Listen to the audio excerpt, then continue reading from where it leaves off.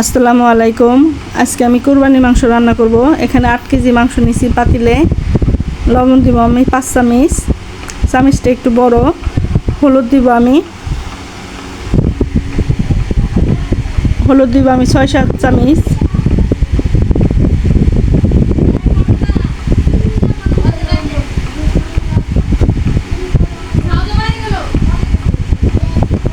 মরিচ দিব আমি 8-9 চামচ মরিচের গুঁড়া।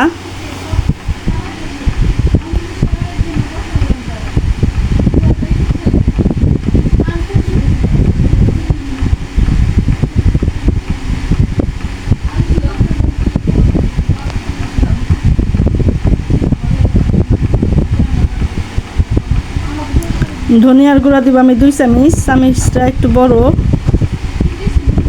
এর জন্য 2 চামচ দিলাম। আমি পেঁয়াজ দিব এখানে 5 কেজির একটু বেশি। মাংস 8 কেজি আছে।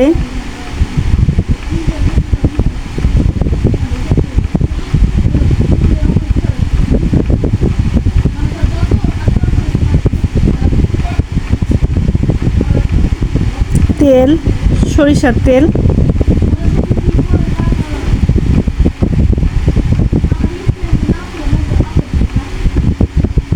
তেল আমি আরেকটু পরে দিব, মাখাই নিতেছি। আমি একবারে মাংসটা মাখিয়ে বসাবো, একসাথে পানি দিব।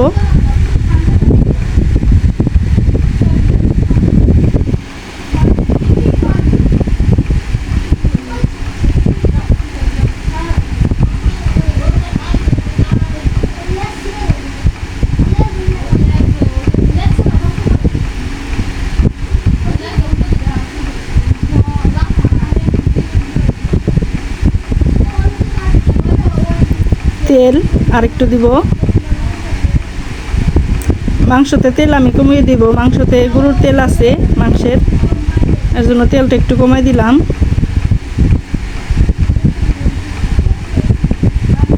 তেজপাতা 5-6 পিস। গরম মশলা দেব আমি দারচিনি 7-8 টুকরা, এলাচ 12-13 টুকরা, দারচিনি আর হচ্ছে লং 12-13 পিস। আমি একটু নেড়ে দিব যাতে মশলাটা মিশে, এর জন্য ঢাকনা দিয়ে ঢেকে দিব আধা ঘন্টার মতো। জালটা বাড়াই দিছি, এর জন্য ধোয়া উঠতেছে। আমি আবার ঢেকে দিব একটু। আমি হাত দিয়ে পানি দিছি, মাংসতে আর পানি দিব না, পানি একাই উঠবো। কুরবানির মাংস সেদ্ধ হতে সময় লাগে না। আদা রসুন বাটা ফ্রিজে রাখছিলাম, এর জন্য বরফ হয়েছে। জিরা আদা রসুন আমি একসাথে দিয়ে দিব, জিরা আগে দিছি, এখন আদা রসুন বাটা দিব।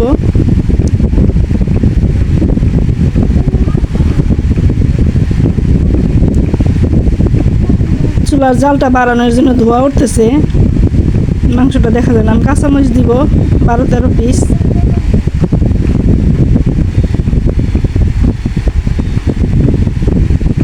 দেখেন পানি উঠছে কত, আমি মাংস আর পানি দিব না।